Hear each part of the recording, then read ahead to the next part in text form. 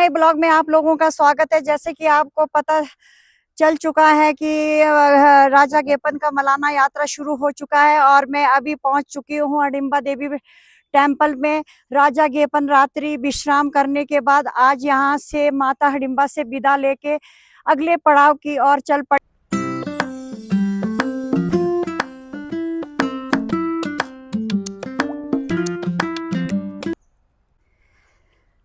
तो मैं चल पड़ी हूँ जी हडिम्बा देवी की ओर और बारिश हो रही है और बूंदाबांदी हो रही है, ज़्यादा तो नहीं हो रही है, तो मुझे थोड़ा टाइम लगेगा और मैं चल पड़ी हूँ वॉक करके हडिम्बा टेम्पल की ओर, क्योंकि थोड़ी देर में मैं पहुँचने वाली हूँ हडिम्बा टेम्पल में और मुझे टाइम लग रहा है। मैं धीरे धीरे जा रही हूँ क्योंकि अभी टाइम नहीं हुआ है। कहते हैं 11 बजे विदाई होगी, तो मैं आराम से जा रही हूँ और आप लोगों से बात करते हुए। और ये देख लीजिए कितना खूबसूरत लग रहा, हरियाली हरियाली। और किस तरह से हडिम्बा माता जो है राजा गेपन से मिलते हैं और उनका स्वागत करते हैं, वो आपने पिछले ब्लॉग में देख लिया। अगर किसी ने अगर वो ब्लॉग नहीं देखा तो ज़रूर देख लीजिएगा, मेरे पहले वाला ब्लॉग, मतलब जो पिछले कल मैंने डाला था। जब मैं हडिम्बा टेम्पल पहुंची तो देखा मैंने माता हडिम्बा को मंदिर से बाहर निकाला जा रहा था, क्योंकि अब प्रस्थान करने वाला है गेपन राजा अपनी दूसरी पड़ाव के लिए और उसकी तैयारियां शुरू हो चुकी है। जैसे कि आप देख सकते हैं ये हडिम्बा माता का रथ है और देखिए बहुत सारे लोग आए हुए हैं सुबह सुबह इस विदाई को देखने के लिए, क्योंकि यहाँ से राजा घेपन अपने दूसरी पड़ाव की ओर चल पड़ेंगे। सुबह सुबह का टाइम है। ये है राजा घेपन और ये है माता हिडिम्बा का रथ जो अभी थोड़े से देव विधि के लिए रुके हुए हैं। जब ये देव विधि पूरी होगी तो ये आगे की ओर प्रस्थान करेंगे।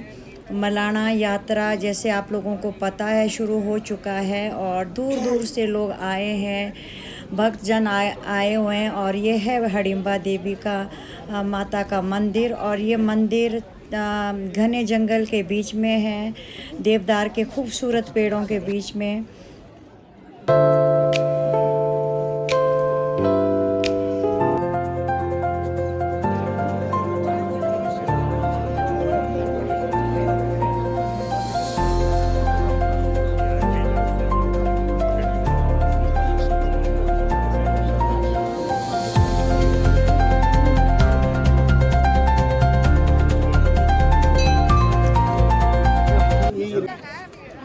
अभी थोड़ा पूजा पाठ हो रहा है और थोड़ी देव विधि के बाद अब प्रस्थान करेंगे यहाँ से राजा घेपन और लोग इस भव्य विदाई को देखने के लिए बहुत उत्सुक हैं।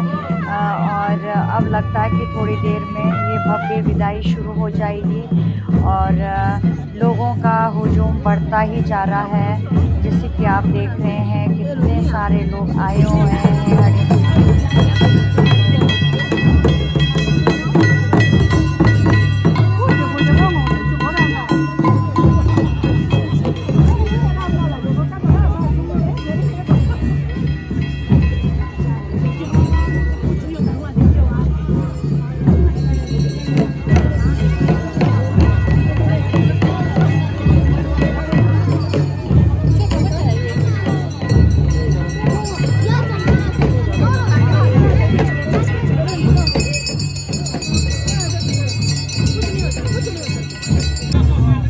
ये भव्य विदाई के बाद अब राजा घेपन चल पड़े हैं अपनी मलाना यात्रा की दूसरी पड़ाव के लिए। और जैसे कि आपको पता है कि रात्रि पड़ाव के बाद राजा घेपन अब निकल पड़े अपने कारकुनों के साथ अगले मंजिल की ओर और बहुत सारे लोग इस भव्य यात्रा में शामिल हुए हैं।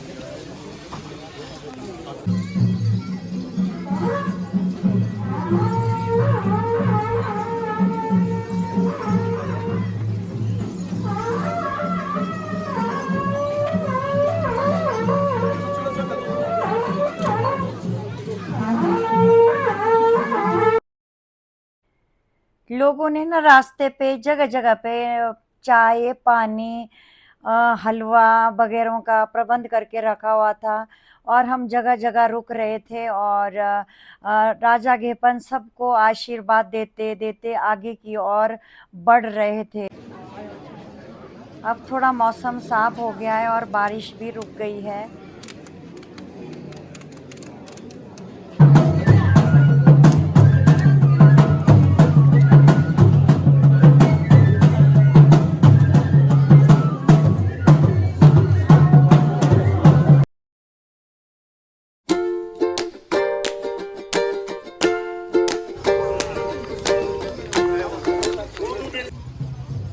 अब हम पहुंच गए हैं माल रोड मनाली में और राजा घेपन चल पड़े हैं आगे की ओर और यहाँ पे चौक में बहुत सारे लोग इकट्ठे हुए पड़े हैं राजा घेपन के दर्शन करने के लिए और लोगों का इतना आस्था है कि बहुत सारे लोगों का हुजूम इकट्ठा हो गया है और इस बार के मलाना यात्रा में एक चीज़ मैंने देखी है कि बहुत सारे हमारे नौजवान जिनको अपने देवता के प्रति इतना आस्था देकर मुझे इतनी खुशी हो रही है कि हमारा आने वाला जनरेशन हमारे इन सभी चीज़ों को संजो के रखेगी और वो बढ़ चढ़कर इस मलाना यात्रा में हिस्सा ले रहे हैं और उनमें इतना जोश था कि बस उनको बस मतलब अपने देवता के प्रति और इतना रिस्पेक्ट और इतना लगाव देख के तो मुझे भी बहुत ही अच्छा महसूस हो रहा था। ये है मनाली का चौक और अभी राजा घेपन रुके हुए हैं क्योंकि बहुत सारे लोग आए हैं उसके दर्शन करने के लिए और सभी को दर्शन करना है और राजा घेपन ने सबको आशीर्वाद दिया है। अब राजा घेपन चल पड़े हैं आगे की ओर और अब हम पहुंच गए हैं मनाली पुल पे और देखिए लोगों का कितना जोश है। लेडीज़ हैं, बच्चे हैं, सब चल पड़े हैं। अब हम पहुंच गए हैं जी अलियो गांव में और अलियो गांव की महिलाएं देखो कितने सज-धज के बैठी हुई हैं और हाथ में शागुन लेके बैठे हैं और राजा घेपन का दिल से स्वागत कर रही हैं। और यहाँ भी चाय नाश्ते का प्रबंध है। अब यहाँ भी हम काफ़ी देर रुकेंगे। सुना है कि यहाँ पे 5-6 टोल ने रखा हुआ है राजा घेपन के स्वागत के लिए चाय नाश्ता और लंच का प्रबंध करके रखा हुआ है। तो हमने जगह-जगह पर चाय नाश्ता किया और राजा घेपन ने सबको आशीर्वाद दिया। दोस्तों आपको ये ब्लॉग कैसे लगा कमेंट करके ज़रूर बताइएगा। लाइक शेयर और सब्सक्राइब करना मत भूलिएगा। मिलते हैं अगले ब्लॉग में, तब तक के लिए बाय बाय दोस्तों।